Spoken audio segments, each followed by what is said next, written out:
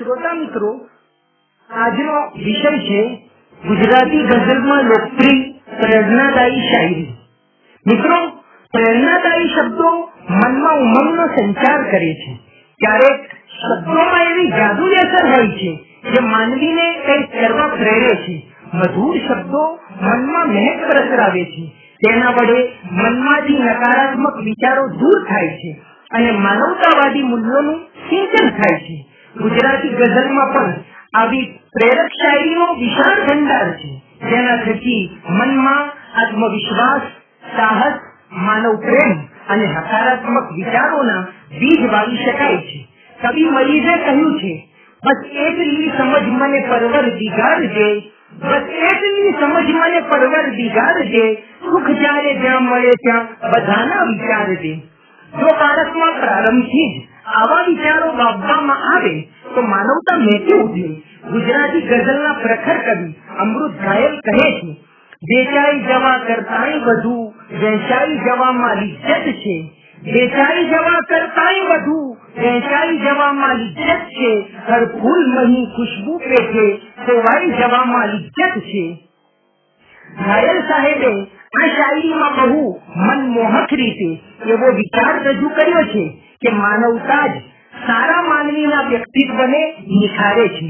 પ્રસ્તુત ગઝલમાં તેઓ આગળ એવો વિચાર રજૂ કરે છે કે જીવનમાં ચડતી પડતી આવતી રહે છે. માનવીએ આવા સંજોગોનો સાહસપૂર્વક મુકાબલો કરવો જોઈએ.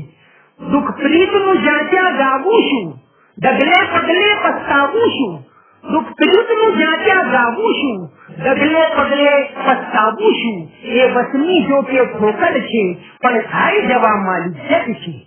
મિત્રો, જીવન એટલે આશાઓના પમરાટથી મહેકતી અને આત્મવિશ્વાસના કિલ્લરથી ગુંજતી વસંત ઋતુ. જીવનમાં આકરા સંજોગોમાં પણ ક્યારેય નિરાશાને ફરકવા દેશો નહીં.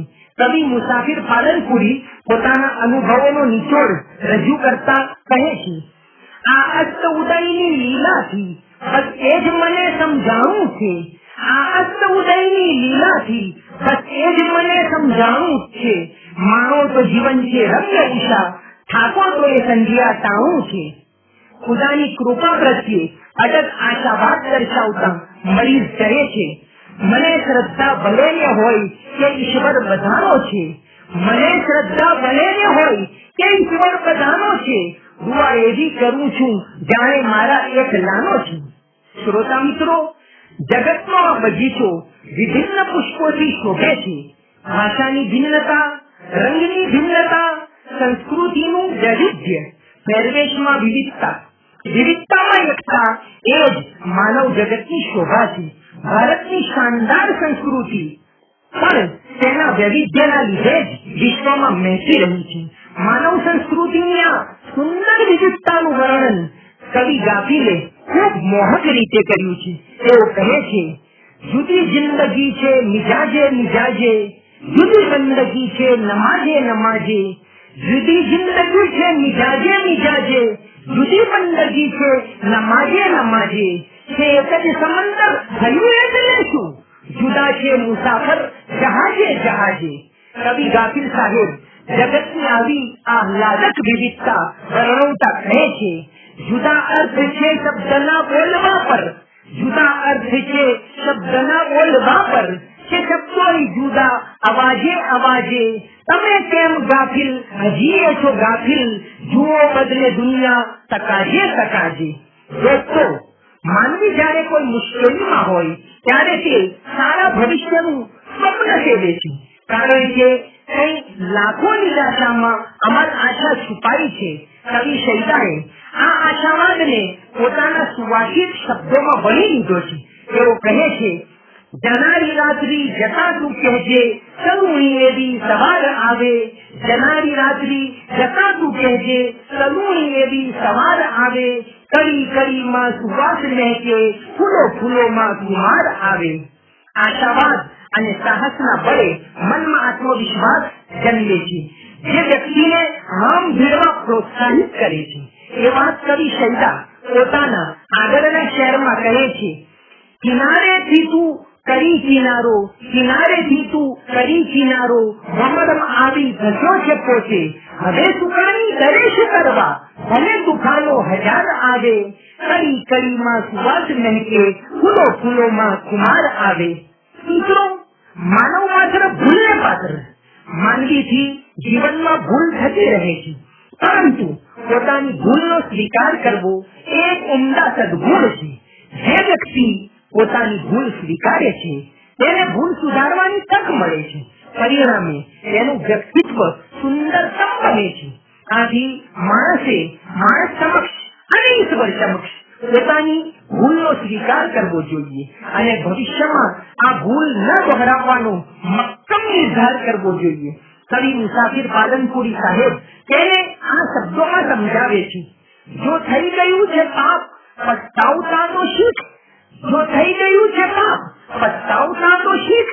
એની કૃપાના દ્વારને ખોલાવતા તો શીખ. મિત્રો, ઈશ્વરે આપણને આ સુંદર જિંદગી અર્પણ કરી છે. જીવનની દરેક પળ ખૂબ મૂલ્યવાન છે. જે વ્યક્તિ સમયની કદર કરે છે તે જીવનમાં મહાનતાના શિખરે બિરાજમાન થાય છે. સમય સોનું છે અને સમય જિંદગી છે.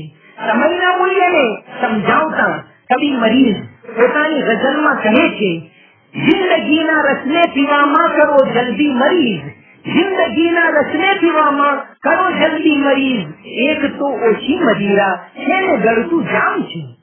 સમય વિશે એવું પણ કહેવામાં આવ્યું છે, ઈશ્વર કરે ને મિલનની ક્ષણો વિસ્તર્યા કરે, ઈશ્વર કરે ને મિલનની ક્ષણો વિસ્તર્યા કરે, ઘડિયાળ બંધ હોય ને કાંટા ફર્યા કરે. દોસ્તો, જીવનમાં સંજોગો બદલાતા રહે છે. જિંદગી સતત પરિવર્તનશીલ છે. જીવનમાં જો પ્રતિકૂળ સંજોગો ન હોય તો સાહસ જેવા ગુણો ખીલી શકે નહીં, આત્મવિશ્વાસનું સિંચન થઈ શકે નહીં. આથી ઈશ્વરે જીવનમાં ભરતી અને ઓઢનો ક્રમ રાખ્યો છે. કવિ સગીર કહે છે, હું બધા સંજોગને અપનાવતો ચાલ્યો ગયો, હું બધા સંજોગને અપનાવતો ચાલ્યો ગયો, જિંદગીને એ થકી શોભાવતો ચાલ્યો ગયો. શી મુસીબત શું દુઃખો, મુશ્કેલીઓ શું સુખો, પૃષ્ઠ જીવન ના હતા પલટાવતો ચાલ્યો ગયો. યુવા દોસ્તો, રાષ્ટ્રપ્રેમ એ એક ઉચ્ચ સદગુણ છે. જે ભૂમિ પર આપણે જન્મ લીધો તેના પ્રત્યે પ્રેમની ભાવના વણાયેલી હોવી જોઈએ. કવિ શૂન્ય પાલનપુરીએ બહુ સરસ રીતે રાષ્ટ્રપ્રેમની ભાવના વ્યક્ત કરી છે. કહે છે કોણ આ ધરતી અમારે મન પરાઈ છે, કહે છે કોણ આ ધરતી અમારે મન પરાઈ છે, અમારા દેહમાં એની જ તો ખુશ્બુ લપાઈ છે. ખરેખર તો હવે કે રંગમાં આવ્યા છે સંબંધો, ખરેખર તો હવે કે રંગમાં આવ્યા છે સંબંધો, વતન સાથે અમારે શૂન્ય લોહીની સગાઈ છે. વતન પ્રત્યે પોતાની પ્રીતિ વ્યક્ત કરતા કવિ આદિલ મંસૂરી સાહેબે લખ્યું હતું, નદીની રેતમાં રમતું નગર મળે ન મળે, નદીની રેતમાં રમતું નગર મળે ન મળે, ફરી આ દ્રશ્ય સ્મૃતિ પટ પર મળે ન મળે. વતનની ધૂળથી માથું ભરી લઉં આદિલ, વતનની ધૂળથી માથું ભરી લઉં આદિલ, અરે આ ધૂળ પછી ઉંમરભર મળે ન મળે. શ્રોતા મિત્રો, જીવનમાં શૌર્ય અને સાહસનું આગવું સ્થાન છે.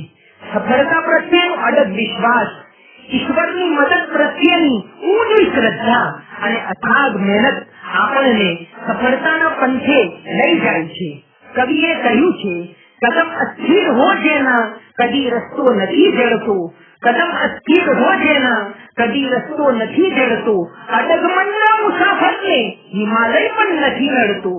સાહસ અને શૌર્યનું મહત્વ સમજાવતા કવિ બરકત વીરાણી બેફામ સાહેબે બહુ પ્રેરણાદાયી શેર કહ્યો છે. બેફામ સાહેબ કહે છે, સફળતા જિંદગીની હસ્તરેખામાં નથી હોતી, સફળતા જિંદગીની હસ્તરેખામાં નથી હોતી, ચણાયેલી ઇમારત એના નકશામાં નથી હોતી. મિત્રો, હિંમતે મરદાન મદદે ખુદા. માનવી સાહસપૂર્વક પ્રયત્ન કરે તો ખુદા ચોક્કસ તેની મદદ કરે છે. માનવીએ પોતાનો સમય વ્યર્થ્યા વગર સતત વિકાસના પંથે આગળ વધવું જોઈએ. મનમાંથી તમામ નકારાત્મક વિચારો દૂર કરીને સારા વિચારો અને પુરુષાર્થના બળે માનવતાના કલ્યાણ માટે સતત આગળ વધવું જોઈએ. એક કવિએ બહુ સુંદર રીતે આ ભાવના વ્યક્ત કરી છે. કોઈની પણ વાતમાં પડતો નથી, એટલે હું કોઈને નડતો નથી.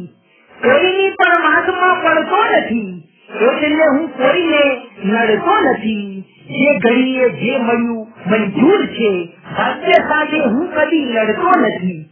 કોણે ખલકાર્યા નજરના જામને, કોણે ખલકાર્યા નજરના જામને, આમ તો હું જામને અડતો નથી. આમ હૈયામાં છે મારા એટલે ઠોકરો હું ખાઉં છું, પડતો નથી.